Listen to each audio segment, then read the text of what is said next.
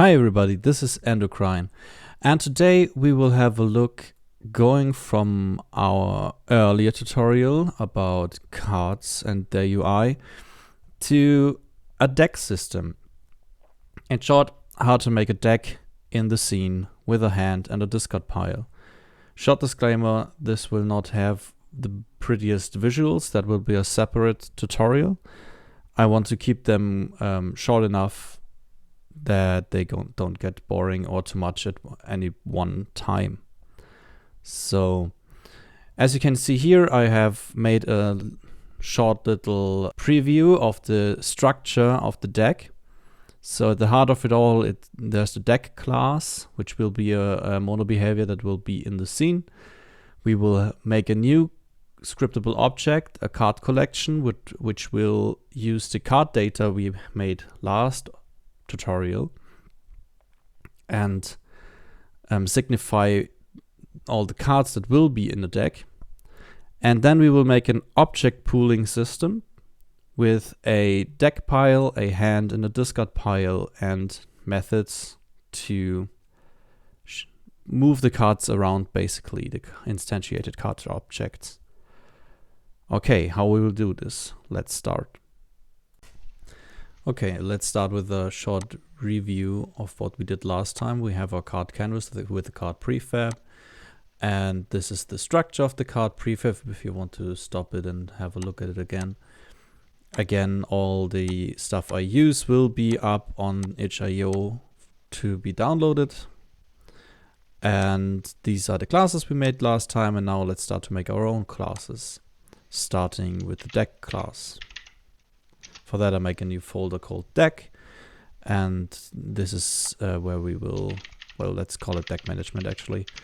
This is where we will do all our new classes for this tutorial. Let's hop right in. Okay, I'll start typing some stuff out here, and then we will have a short talk about what I did.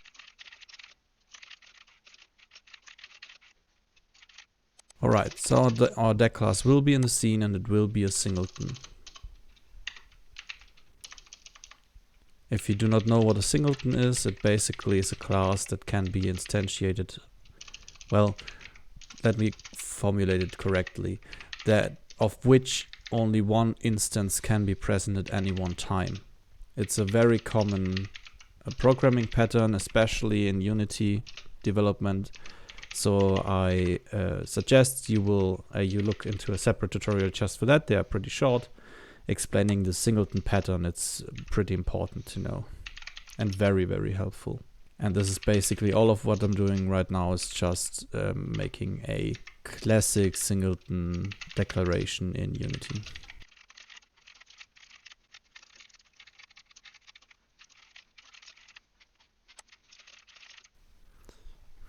Right. Now this is where the card collection scriptable object will come into play. We need to tell our deck class what cards need to be in the deck. And for that we will make the card collection script. We had a look at scriptable objects in our last tutorial as well. Basically it's a data container. And we will now make a scriptable object class that will have a list of other scriptable objects, namely the card data objects we made last time in the card UI tutorial. These then can be used as a deck, or as different decks, or as a booster pack, or any collection of any card you can imagine. That is why I don't want to call it a deck, but rather a card collection, because technically you could use this kind of simple scriptable object in many different use cases, not just the deck, for which we will use it today.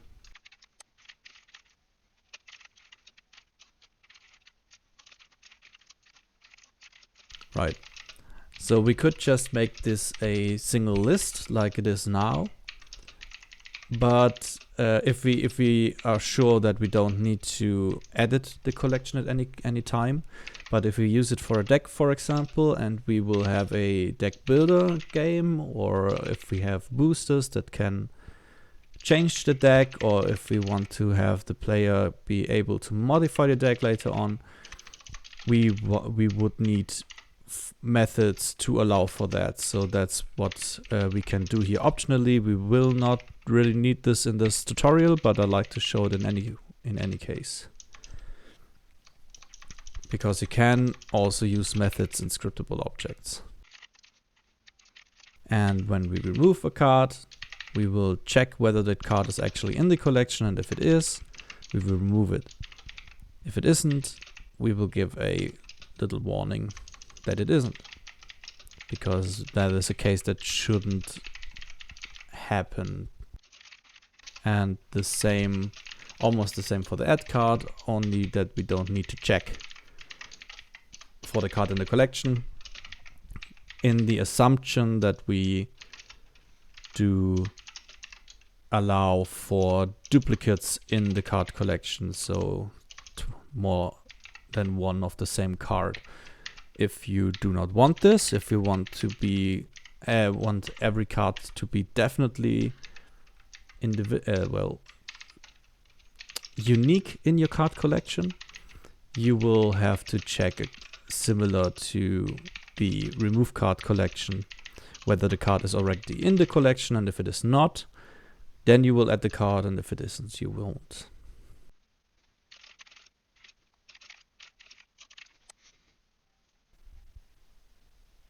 Alright, and that's basically it for the card collection script. Now we go back to our deck and reference it. So, right, in this tutorial we'll only work with one deck, but you always have the option to make more card collections and add a little method or something to give the player a choice which card collection to use, for example, so that he has the choice of multiple decks. So as you can see, the system can be extended for additional functionality quite easily. If you want to do something specific and are stuck, feel free to leave me a comment, and I will try to see if I have an idea how to solve it. Now we will start doing the deck pile, the discard pile, and the hand. Right now our cards are just a collection of card data objects, which, as you know from the last tutorial, still need to be made into actual cards in the scene. And that we will do only once at the start of the scene. This is why it's called, it's part of what we call an object pool. We will not instantiate and destroy the cards all the time. We will just instantiate them once in the beginning, and then set them active or inactive depending on their position on the screen. Well, not the physical position, but according to in which pile they are or in which list they are. For this we need a few lists, as I showed you in the screen in the beginning. We will make a deck pile list, a discard pile list, and a hand cards list.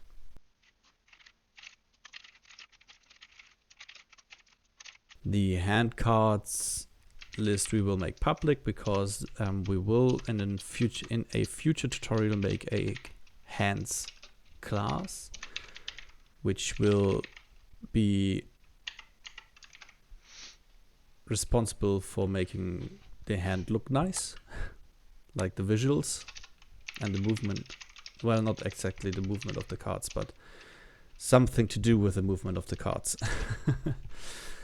And that's why it needs to be public instead of the other two, which are fine private most of the time, except if you have some additional functionality I do not foresee right now, which is very possible, but switching from public to private is pretty easy too, so or the other way around rather. So for instantiating the cards, we will just loop through the card collection, the player deck, and for each card data that is in there, we will instantiate a new card and use our setup of our last tutorial to make actual cards out of them. Right, and we want to, just to be orderly, we want to instantiate them in the card canvas so that they are in a canvas and not in the game world, and they are sorted into the canvas.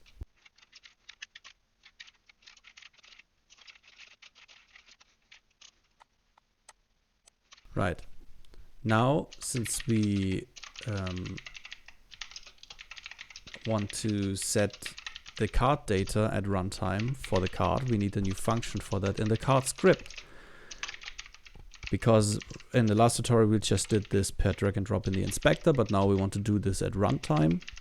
But this is a very simple little method. We will just make a short setup method that will set the card data that we already have to the new card data object we give to the card. Right, and then we want to actually update the card UI after that as well. So we will make the card UI function public instead of private, and in the card UI script, and just call that function.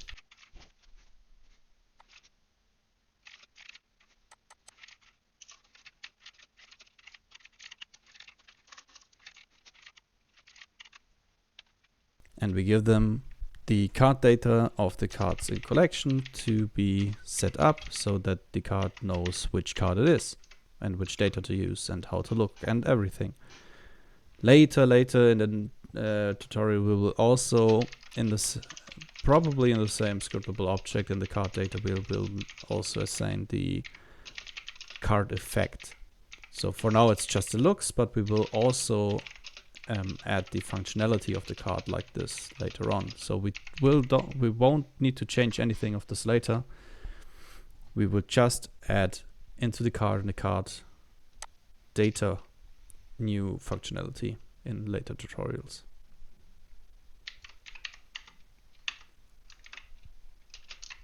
At least if I don't change my plan, but I don't think so.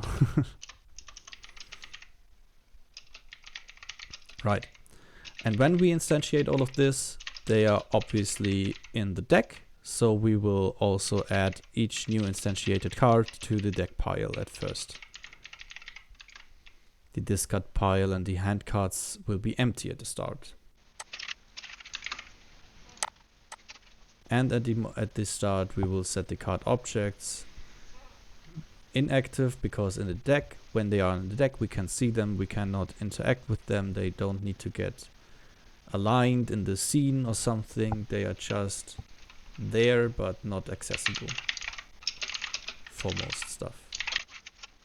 Now we also need a shuffle method, because we don't want the cards to be always in the same order, right? So we will use the Fisher-Yates algorithm, which I also just googled and got out of the internet to shuffle our deck each time it is necessary.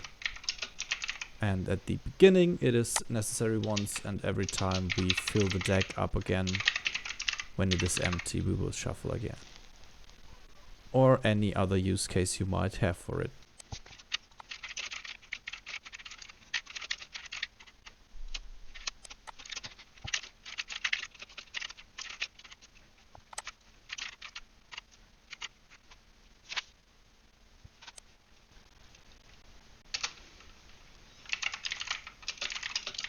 Now to write a draw hand function method.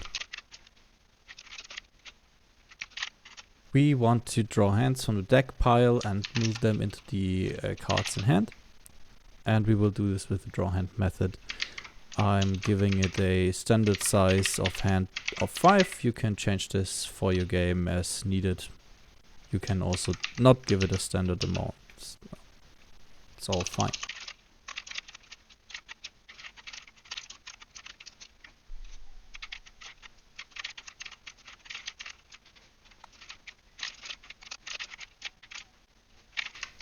And now we want to be able to discard a card out of our hand. For that we'd say which card should be discarded, and similar to the remove card of the card collection, we will check whether the card is in the hand, and if it is, we will remove it and put it into the discard pile. And also set it inactive.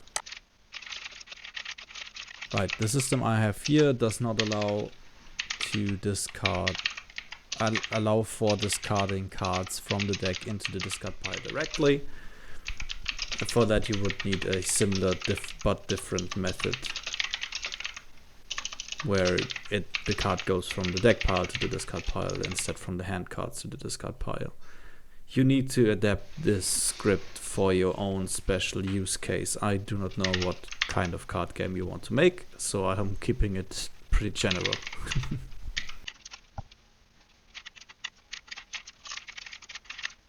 I'm realizing that I made a mistake here. I forgot to set the card object active after drawing, because when we have the card in hand we want to be able to see it, right? And also I wrote the discard pile here, and it needs to be deck pile, obviously. Maybe you caught that already when I wrote it. Okay, so that should conclude the base functionality more or less. We will implement a short start for the card movement script, which will be topic of another tutorial in the future.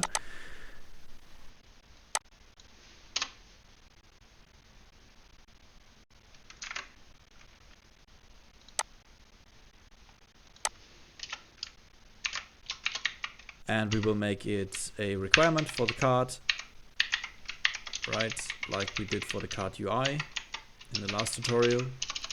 And we will just write a few methods that will allow us to see whether our deck system works as intended or not. And for that we will use the iDrag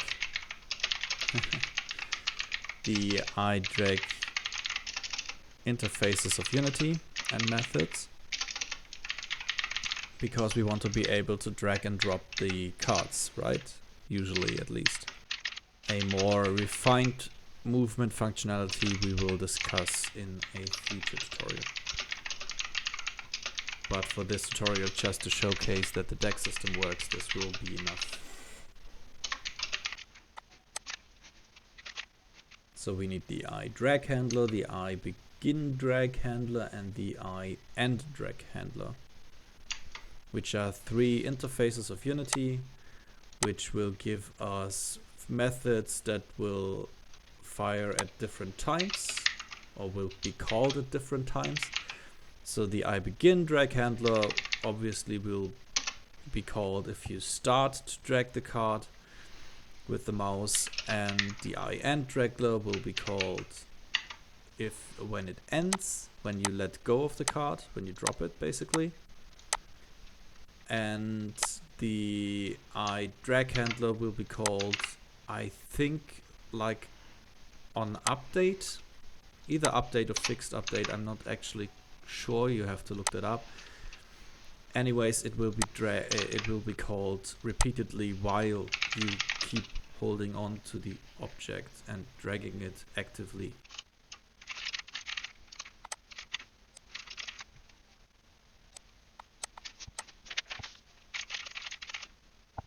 Okay, basically what we want to do here is to move the card along with the mouse, because we want to be able to drag the card around. And for that we will need the card canvas and the rect transform of the card. And the card canvas we will need to get at runtime. We cannot assign this in the inspector, since the card will not exist at the start of the game. So we will make a new tag for the card canvas and search that game object, which will be only one in the scene, right? By that tag. Tags can be made here in the inspector if you never did that before. And we will, as per usual, define that string at the top of the class and not where we actually need it, because if we need to change it later, we know exactly where to look and don't have to search through the methods or replace it in the worst case at multiple locations, which will not be the case here, but it's still good to try to write clean code. And now in the onDrag method, we will have the anchor position of the drag transform basically follow the mouse, which is the pointer event data. Or, well, that's a oversimplification, but it's fine for this tutorial.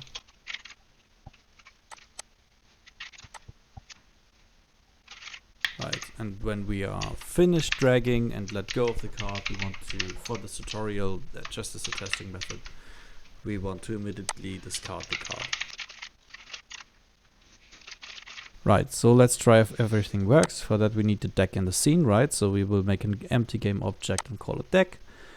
Then we will need a card collection. We haven't made one of those actually yet.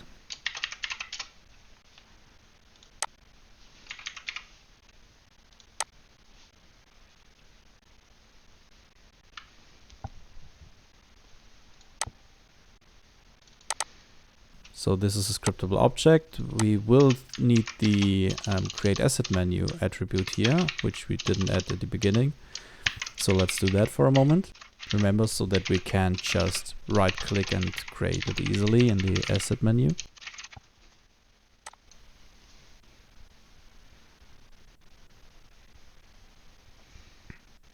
And we will make a card collection, call it player deck. Or rather that test, let's go with test deck. Call it test deck. Add 5 empty cards, and then we can lock the inspector with this little lock up here. I made some cards in the meantime, just with random values and random names and stuff, so there's nothing really special about them. You can just make any you want yourself. I just assigned some different images, rarities, and so on. And you can lock the inspector and just select them all and drag them in the list, and then there we are. All of them are in there. And then we take our deck and assign the test deck to the deck. For that we need to unlock the inspector. Right. Then we need the card prefab we made in the last tutorial. And we need to assign the card canvas. Right. And with that it should actually work. Let's see. There's always 1 or 2 errors, right? Well, we did get an error, but a card was instantiated, but only one. Let's see why. Okay, it says object reference problems. And here we are. I didn't initiate the list before trying to add something to it. And that's what gave us an error when I tried to do that. And then everything stopped at that moment. Also something with the tag. I made the tag, but I forgot to assign it to the card canvas. That's actually something that happens more often to me than I'd like to admit. Alright, with that everything should be clear. Let's see if it works now.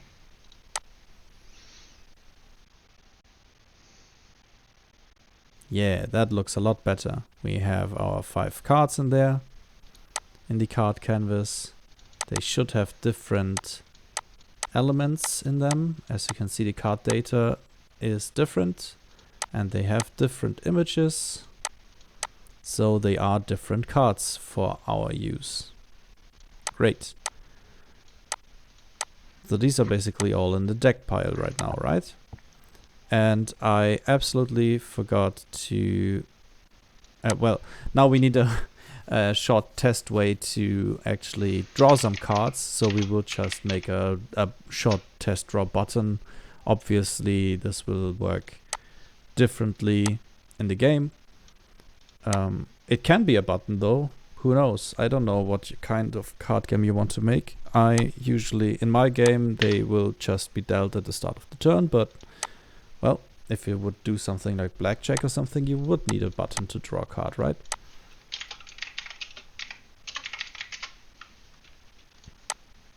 Right.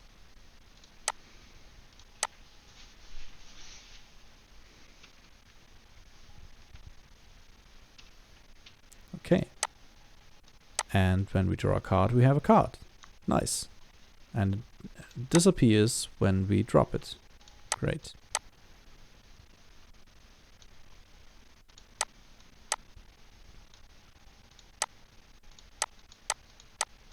Okay, we get an arrow if we want to try to draw more cards.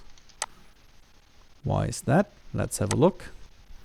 So we have a special case here because we have exactly 5 cards in the deck and we draw 5 cards. So that's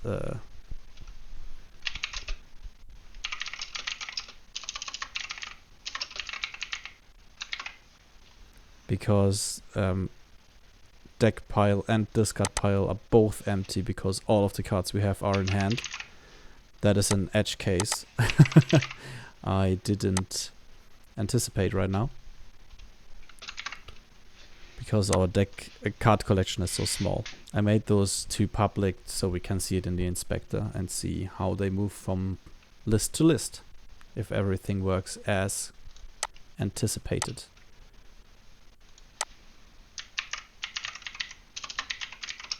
Let's do this for the hand as well so we can see all of them. Now if everything works correctly, everything should be in the deck at the beginning. Yeah, there we are. 5 cards in the deck. We draw a card. It moves from the deck to the hand cards. Perfect. We draw some more. And now we cannot draw anymore. And if we drag it, they disappear and go from the hand cards to the discard pile. Perfect. Everything works as intended. Now we can remove those again and make those private again because we have finished testing. And that's about it. I hope this was helpful to you. And we will see each other in the next video, in the next tutorial, where we will probably visualize all of this with a good looking hand. See you next time. Bye bye.